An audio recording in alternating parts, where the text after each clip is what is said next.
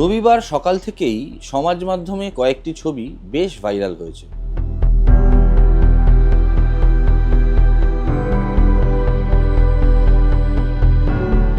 বামফ্রন্ট চেয়ারম্যান বিমান বসু, তার কোলে আলিমুদ্দিন স্ট্রিটে দেখা গিয়েছে ছোট্ট ফুটফুটে একটি বাচ্চাকে।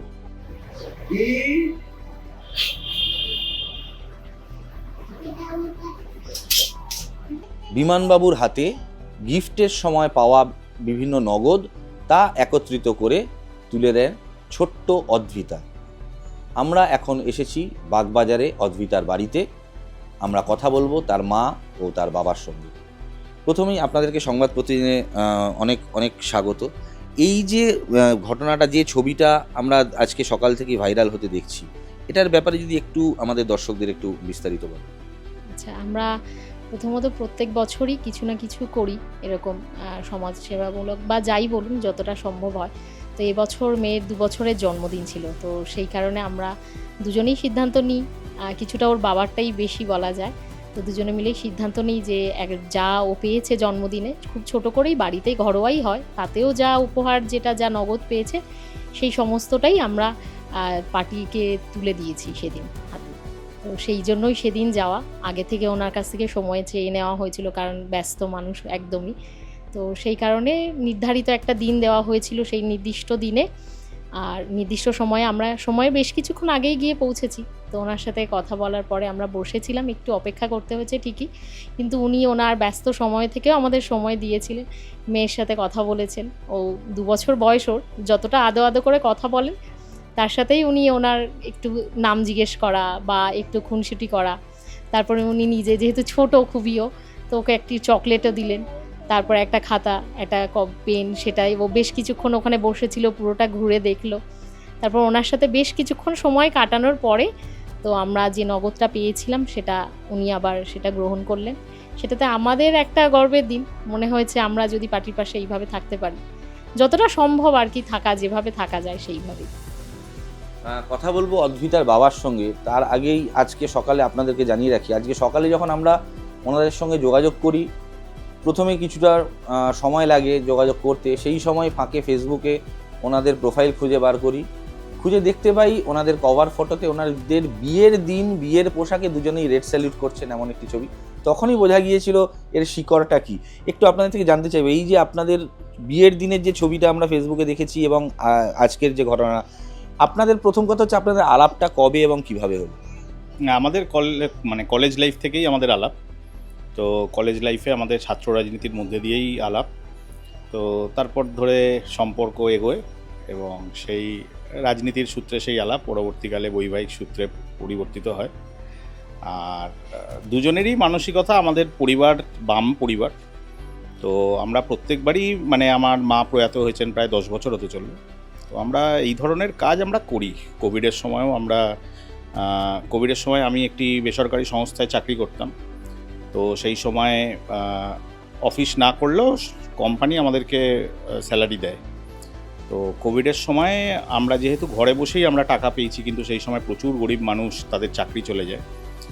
তো ওই 2-3 মাস যখন পুরো লকডাউন ছিল, সেই সময় কোম্পানি থেকে আমার সংগৃহীত সমস্ত অর্থ দিয়েই আমরা গরিব মানুষকে রেশন দিয়েছি, যেটুকুনি যা পাশে থাকা যায় আর কি।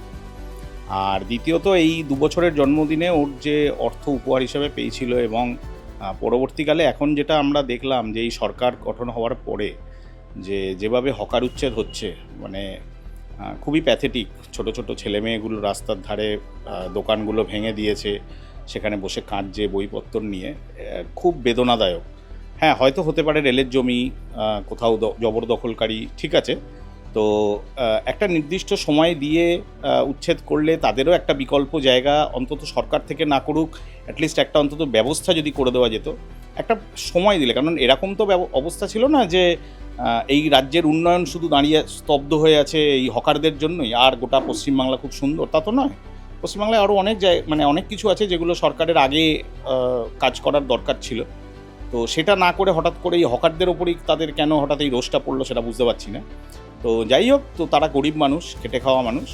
তো মনে হয়েছে তাদের পাশে, হয়তো কিছুই নয়, যে উপহার আমরা তুলে দিয়েছি সেটা কিছুই হবে না, তবু অন্তত যদি আমাদেরকে দেখে আরও 5টা লোক এইভাবে উপকার করে গরিব মানুষের, এবং আগামী দিনেও যাতে আমরা এই মানুষের পাশে থাকতে পারি, এবং আমাদের পরিবার এবং আমাদের যে চিন্তা ভাবনা সেটা যাতে আগামী দিনে আমাদের আগামী প্রজন্মের মাধ্যমে যাতে সেটা সঞ্চারিত হয়, এটাই আছে।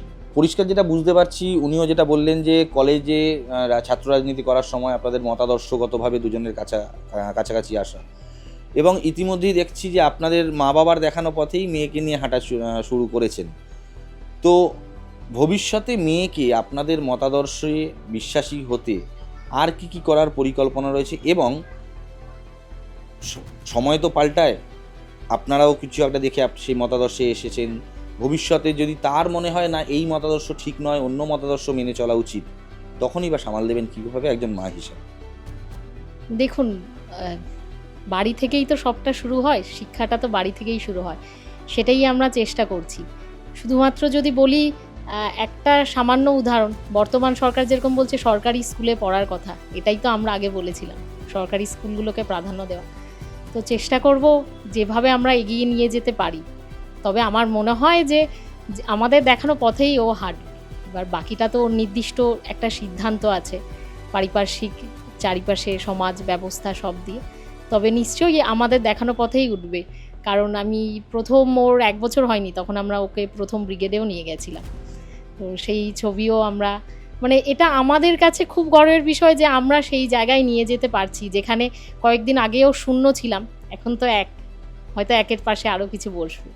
তো আশাবাদী আমরা, এবং আমরা সবসময়ই চাইবো পার্টির পাশে দাঁড়ানো, সেটা যতটা নিজের ব্যক্তিগত সময় থেকে পারবো ততটাই সময় দেওয়ার।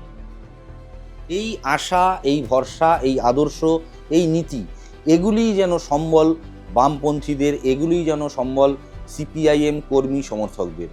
রাজনৈতিক কচকচানি, রাজনৈতিক আশা ভরসা মতাদর্শ এটা প্রত্যেকের ব্যক্তিগত, তবে মেয়ের জন্মদিনে প্রাপ্ত অর্থ তা তুলে দিয়েছেন নিজেদের পছন্দের দলের হাতে।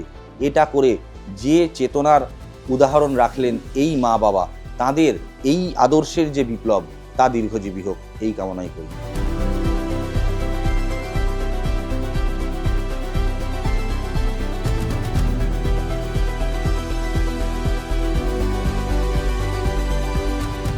ফলো করুন সংবাদ প্রতিদিন ডিজিটাল।